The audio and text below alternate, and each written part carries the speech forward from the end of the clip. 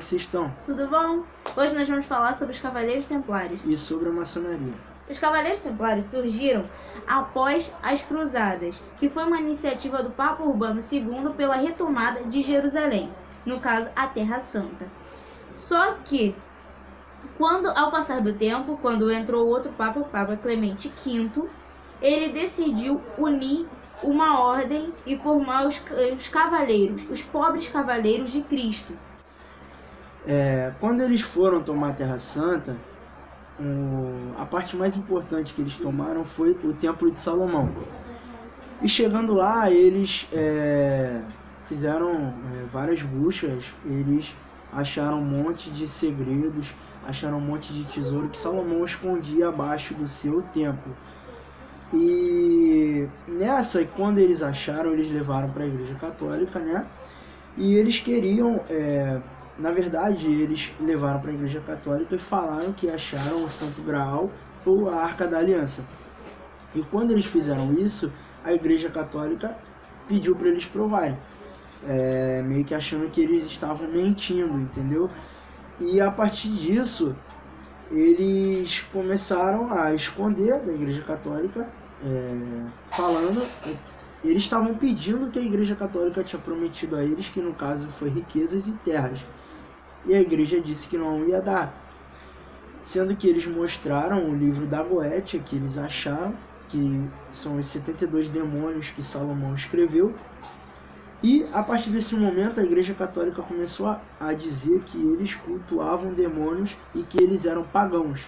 Então a Igreja Católica mandou caçar esses templários, que foi quando eles começaram a se esconder.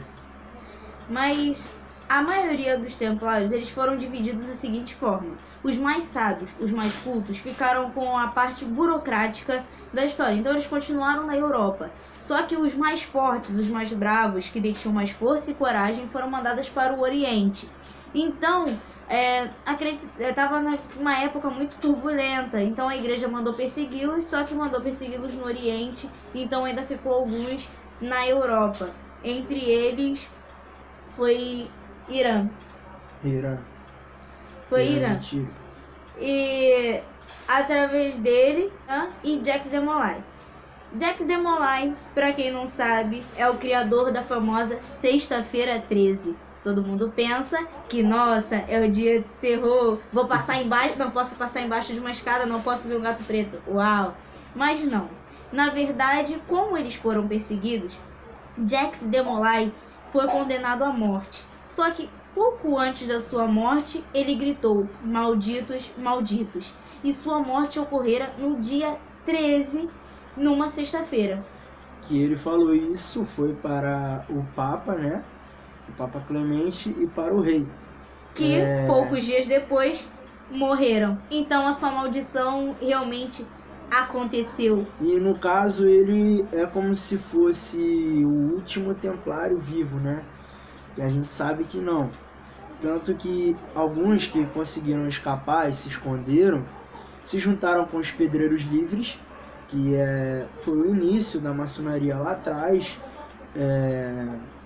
e juntaram os Pedreiros Livres com os Cavaleiros Templários e fundaram a maçonaria. Pouco se sabe se a maçonaria foi o nome e a organização foi fundada na França ou na Escócia, tanto que tem o rito escocês dentro da maçonaria. Então, acredito que tenha sido fundada na França, até por causa da Revolução Francesa, né? E dos 3 lemas da bandeira da França, que os 3 lemas da maçonaria, que significa liberdade, igualdade e fraternidade. Entendeu? Então eu acredito que seja mais provável a maçonaria ter sido fundada na França.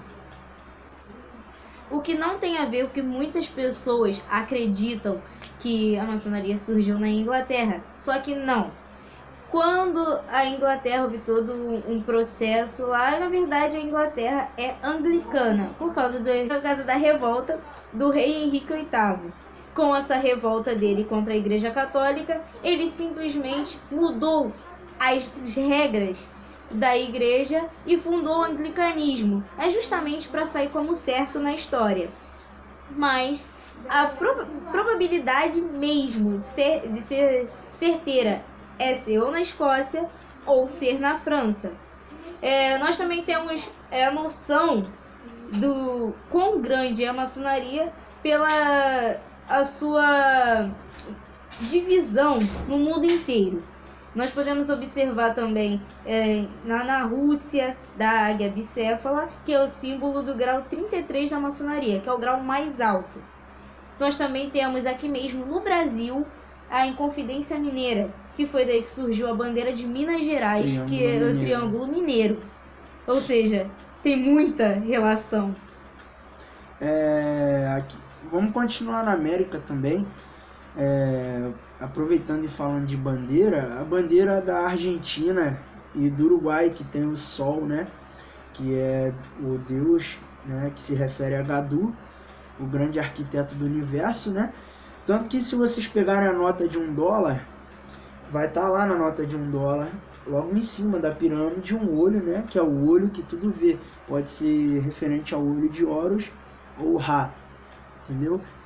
E também a diferença da maçonaria no Brasil para a maçonaria na Europa, que a maçonaria no Brasil você tem que ser convidado por um maçom. Já na Europa, pelo que eu entendi, você precisa apenas ser um voluntário, mas que vão investigar até o fundo da sua cueca, entendeu? E também na Argentina foi o primeiro país em que a maçonaria adotou mulheres. No caso, a maçonaria tem uma ordem separada para as mulheres, que é as filhas de Jó.